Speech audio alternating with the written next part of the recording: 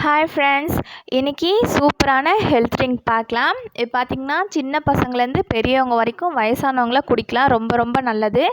இப்போது ஹார்லிக்ஸு எடுத்துக்கிட்டோம் அப்படின்னா, இப்போது 6 மந்த்லேருந்து இந்த இந்த மாதிரி குடிக்கணும். உமன்ஸு இந்த ஸ்டேஜில் இந்த ஹார்லிக்ஸ் குடிக்கணும், அந்த மாதிரிலாம் போட்டிருப்பாங்க. நிறைய வெரைட்டிஸ் இருக்கும். இப்போ அதில் பார்த்திங்கன்னா கெமிக்கல்ஸும் சிலது ஆட் பண்ணுவாங்க. இப்போ நம்ம ஹோம்மேடில் எப்படி ஹார்லிக்ஸ் வந்து ரெடி பண்ணுறது அப்படின்னு பார்க்கலாம். இப்போ நம்ம ரெடி பண்ணுற ஹார்லிக்ஸ் பார்த்திங்க அப்படின்னா, நம்ம பாட்டிலில் வாங்குகிற ஹார்லிக்ஸ் மாதிரியே தான் இருக்கும். பார்க்கவும் சரி, டேஸ்ட்டும் சரி அதே மாதிரி தான் இருக்கும். சின்ன குழந்தைங்கள்லேருந்து குடிக்கலாம். ரொம்ப ரொம்ப நல்லது. இப்போ ஹார்லிக்ஸ் வந்து குடித்தோன்னா வயிற்றில் ஸ்டோன் ஃபார்ம் ஆகும், அந்த மாதிரிலாம் சொல்லுவாங்க. ஸோ இந்த மாதிரி ஹார்லிக்ஸ் செஞ்சு குடிச்சு பாருங்கள். ரொம்ப ரொம்ப நல்லது.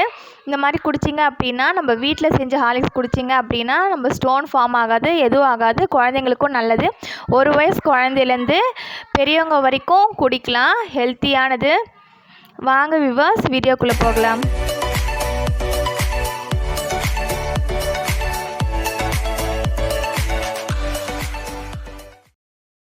இப்போ அந்த ஹார்லிக்ஸு தேவையான பொருட்கள் பார்த்திங்க அப்படின்னா, கோதுமை, அப்புறம் வேர்க்கடலை, கொஞ்சம் பாதாம், அப்புறம் தேவையான அளவு சர்க்கரை எடுத்துக்கலாம். இப்போ சாக்லேட் ஹார்லிக்ஸ் செய்யணும் அப்படின்னா சாக்கோ பவுட்ரு வந்து கொஞ்சம் சேர்த்துக்கலாம்.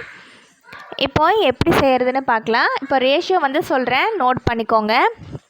இப்போது 1 கப் வந்து நீங்கள் கோதுமை எடுத்துக்கிட்டீங்க அப்படின்னா, கோதுமை நல்ல கோதுமையாக இருக்கணும். அப்போ தான் ஹார்லிக்ஸ்க்கு வந்து அந்த டேஸ்ட்டு நல்லாயிருக்கும். 1 கப் கோதுமை எடுத்துட்டிங்க அப்படின்னா, ஒரு 1/4 கப்புக்கு கம்மியாக வேர்க்கடலை எடுத்துக்கோங்க. வறுக்காத வேர்க்கடலை எடுத்துக்கோங்க. இப்போது நீங்கள் சேர்த்த வேர்க்கடலைக்கு கொஞ்சம் அதிகமாக பாதாம் எடுத்துக்கோங்க.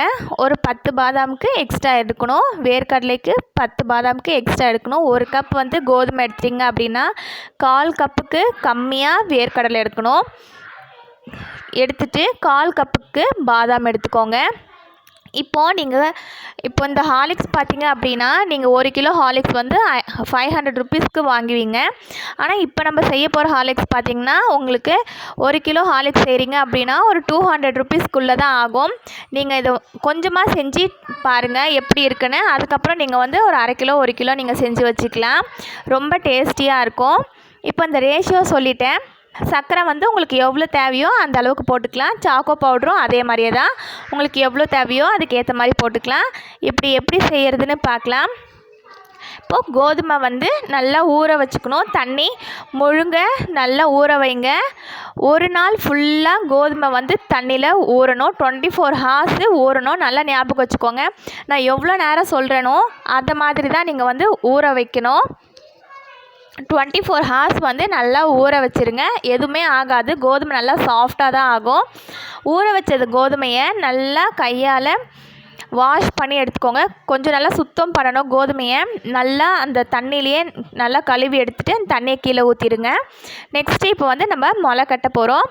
இப்போது ஒரு காட்டன் கிளாத் எடுத்துக்கோங்க. காட்டன் கிளாத்தில் இப்போ வந்து அந்த கோதுமையை தண்ணி ஃபில்ட்ரு பண்ணி வச்ச கோதுமையை இப்போ அந்த காட்டன் கிளாத்தில் போட்டு நல்லா டைட்டாக முடிச்சு போட்டுக்கோங்க. முடிச்சு போட முடியல அப்படின்னா நல்லா டைட்டாக நூல் சுற்றி வச்சுருங்க. நூல் சுற்றி வச்சுட்டு ஒரு பவுலில் வந்து இப்போது அந்த துணிக்குள்ளே கோதுமை வச்சதை அதுக்குள்ளே வைக்கிறோம். வச்சுட்டு இப்போ நெக்ஸ்ட் என்ன பண்ணுறோம் அப்படின்னா, சில பேர் வந்து அந்த கப்பை வந்து நல்லா மூடி அப்படியே வச்சுருவாங்க. அதனால தான் முளை கட்டவும் கட்டாது. சில பேருக்கு முளை கட்டும், ஆனால் ஸ்மெல் வர ஆரம்பிக்கும். அதுக்கு என்ன பண்ணணும் பார்த்திங்கன்னா, மேலே நம்ம மூட வேண்டியது வந்து கொஞ்சம் ஓட்டை இருக்கிற மாதிரி மூடணும். இப்போது நம்ம சாப்பாடு வடிக்கிற தட்டு இருக்கும். ஸோ அந்த தட்டு வச்சு மூடிக்கலாம். எண்ணெய் வடிக்கிறது இருக்கும். ஸோ அதை வச்சு மூடிக்கலாம். அப்படி இது மாதிரி எதுவுமே இல்லை அப்படின்னா, நீங்கள் மூடும் போது கொஞ்சம் திறந்த மாதிரி மூடி வச்சுக்கோங்க.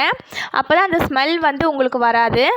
இல்லைனா முளை கட்டும், ஆனால் ஸ்மெல் வந்து உங்களுக்கு வர மாதிரி இருக்கும். ஸோ இந்த மாதிரி மூடி வைக்கணும். மூடி வச்சுட்டு அதை நீங்கள் 2 நாளைக்கு டிஸ்டர்ப் பண்ணாதீங்க. 48 ஹார்ஸ்க்கு எதுவும் பண்ணக்கூடாது. இப்போ நம்ம ஊற வச்சது வந்து 1 நாள் ஃபுல்லாக 24 ஹார்ஸ் ஊற வைக்கணும். முளை கட்டுறது வந்து 48 ஹார்ஸ் முளை கட்டணும். அதாவது 2 டேஸ்க்கு முளை கட்டினதுக்கப்புறம் இப்போ ஓப்பன் பண்ணி பாருங்கள். கொஞ்சம் முளைஞ்சி வந்திருக்கும். அந்த அளவு இருந்தாலே போதும். இப்போ மலைஞ்சி வந்தது வந்து நீங்கள் கொஞ்சம் ஒரு கோதுமை மட்டும் நசுக்கி பார்த்தீங்க அப்படின்னா ரொம்ப சாஃப்டாக இருக்கும். இப்போ அது என்ன பண்ண போகிறீங்க அப்படின்னா, ஒரு பேன் வச்சுக்கோங்க. அடுப்பில் பேன் வச்சுட்டு இந்த கோதுமையை வந்து அதில் போட்டுட்டு ஸ்லோவாக வச்சுட்டு நல்லா பொன்னிறமாக வறுத்து எடுத்துக்கோங்க. இப்போ அந்த சாஃப்டாக இருந்த கோதுமை வந்து நம்ம ஸ்டார்டிங் ஸ்டேஜில் எப்படி ரஃப்பாக இருந்ததோ ஹார்டாக இருந்ததோ அந்த மாதிரி ஆகணும். நல்லா பொன்னிறமாக வறுத்தோன்னே நம்ம வாயில் மென்று பார்த்தோன்னா நல்லா நரன்னு இருக்கணும். அந்த அளவுக்கு நல்லா வறுத்து எடுத்துக்கோங்க. வறுத்து எடுத்து தனியாக ஜாரில் போட்டுக்கோங்க. போட்டுட்டு இப்போ நம்ம வேர்க்கடலை 1/4 கப்புக்கும் கம்மியாக வேர்க்கடலை எடுத்துருக்கோம். அந்த வேர்க்கடலையும் வறுத்து எடுத்துருங்க. வறுத்து எடுத்துகிட்டு இப்போ அந்த தோல் வந்து தொளிச்சு எடுத்துருங்க. நெக்ஸ்ட்டு வந்து அதே மாதிரியே பாதாம் 1/4 கப்புக்கு எடுத்துருக்கோம். அந்த பாதாமும் தனியாக வறுத்து எடுத்துக்கணும். இப்போ இது 3மே மிக்ஸி ஜாரில் போட்டு பவுட்ரு பண்ணி எடுத்துக்கோங்க. இப்போ பவுட்ரு பண்ணும்போது ஃபஸ்ட்டு கோதுமை வந்து அதிகமாக இருந்தது அப்படின்னா நீங்கள் ஃபஸ்ட்டு வந்து கோதுமை ஒரு தடவை போட்டு கோதுமை கொஞ்சமாக போட்டு அரைச்சி எடுத்துருங்க. இன்னும் கொஞ்சம் கோதுமை வைங்க. அந்த கோதுமை கூட அந்த வேர்க்கடலையும் பாதாமும் சேர்த்து அரைச்சி பவுட்ரு பண்ணிக்கோங்க. இப்போ அது எல்லாமே சேர்த்து நல்லா மிக்ஸ் பண்ணிக்கலாம். அதுக்கு முன்னாடி என்ன பண்ணோம் அப்படின்னா சர்க்கரை சேர்த்து அரைச்சிக்கணும். ஃபஸ்ட்டு வந்து கோதுமை அதிகமாக இருக்கும். அந்த கோதுமையை ஒரு 1/2 கப் 3/4 கப் கோதுமையை வந்து நல்லா அரைச்சி ஒரு கிண்ணத்தில் போட்டுக்கோங்க. போட்டுட்டு மீதி வந்து 1/4 கப் கோதுமை இருக்கும். அந்த கோதுமை, அதுக்கப்புறம் வறுத்த வேர்க்கடலை, அப்புறமா பாதாம் இதை சேர்த்துக்கோங்க. சேர்த்து நல்லா அரைச்சிருங்க. அரைச்சதுக்கப்புறம் எவ்வளோ நம்ம சர்க்கரை தேவையோ அவ்வளோ சர்க்கரை போட்டுக்கலாம். சர்க்கரை வந்து பார்த்திங்க அப்படின்னா நம்ம ஹார்லிக்ஸ் சேர்க்கும் போது சர்க்கரை சேர்க்க தான் போகிறோம். அதனால் சர்க்கரை வந்து ஒரு 1/4 கப்புக்கு கம்மியாக வேர்க்கடலை எவ்வளோ எடுத்துருக்கோமோ அந்த அளவுக்கு சர்க்கரை சேர்த்தா போதும். சர்க்கரையை சேர்த்து நல்லா அரைச்சி எடுத்துக்கலாம். இப்போ உங்களுக்கு வந்து நீங்கள் வந்து ஹார்லிக்ஸ் வந்து பாலில் கலந்து குடிக்காமல் தண்ணியில் கலந்து குடிக்கணும் அப்படின்னு நினச்சிங்க அப்படின்னா இதில் பால் பவுடரும் சேர்த்து நீங்கள் அரைச்சி எடுத்துக்கலாம். இப்போ பால் பவுட்ரு வந்து பார்த்திங்கன்னா அதே மாதிரி சர்க்கரை எவ்வளோ அளவு போட்டிருக்கீங்களோ அந்த அளவுக்கு பால் பவுட்ரு போட்டு அரைச்சி எடுத்துக்கோங்க. பவுலில் இது எல்லாம் சேர்த்து அரைச்சதுக்கப்புறம் பவுலில் கொட்டி எல்லாம் மிக்ஸ் பண்ணி நீங்கள் ஒரு கண்டெய்னரில் போட்டு வச்சுக்கலாம். ஸ்டோர் பண்ணிக்கோங்க. இது வந்து நீங்கள் வந்து கொஞ்சமாக செஞ்சிங்க அப்படின்னா உடனே காலியாயிடும். நிறையா செஞ்சிங்கன்னா நீங்கள் 2 மந்த் கூட மேக்ஸிமம் வச்சுக்கலாம். சூப்பராக இருக்கும். நீங்கள் பாலில் சேர்க்கணும் அப்படின்னா இது மட்டும் சேர்த்து சர்க்கரை கொஞ்சம் போட்டு ஆற்றி குடிக்கலாம். தண்ணியில் போட்டு குடிக்கணும் அப்படின்னா கொஞ்சம் பால் பவுட்ரு போட்டு அரைச்சி எடுத்துக்கோங்க. அதுலேயே அரைச்சி எடுத்துகிட்டு சூடாக தண்ணியில் இப்போ ஒரு ஸ்பூன் போட்டு நல்லா ஆற்றி குடிச்சிங்க அப்படின்னா ரொம்ப டேஸ்ட்டாக இருக்கும். வீட்டில் ட்ரை பண்ணி பாருங்கள் வியூவர்ஸ். ஹார்லிக்ஸ் பார்த்திங்கன்னா நீங்கள் பிராண்டடாக வாங்கணும் அப்படின்னு நினைப்பீங்க. இப்போ அதை விட இது பார்த்திங்கன்னா ரொம்ப ஹெல்த்தியாகவும் இருக்கும். உடம்பு இல்லாதவங்க உடம்பு நல்லா வரும். ரொம்ப ஆரோக்கியமான ஒரு ட்ரிங்க்கு. வீட்டில் ட்ரை பண்ணி பாருங்கள் வியூவர்ஸ். நெக்ஸ்ட்டு வந்து நம்ம பூஸ்ட் எப்படி செய்கிறதுன்னு நான் உனக்கு சொல்லித்தரேன். எப்படி நம்ம கடையில் வாங்குகிறோமோ அதே மாதிரியே இருக்கும். நிறைய பேர் நீங்கள் யூடியூப்பில் பார்த்து செஞ்சுருப்பீங்க. நல்லா பவுட்ரு மாதிரி இருக்கும். ஆனால் நம்ம வந்து பூஸ்ட் வாங்கினா அந்த கிறிஸ்பினஸ் மாதிரி இருக்கும். அதே மாதிரி எப்படி செய்யணும்னு நான் சொல்லித்தரேன். நெக்ஸ்ட் வீடியோவில் பார்க்கலாம் ஃப்ரெண்ட்ஸ். Thank you friends. பாய்.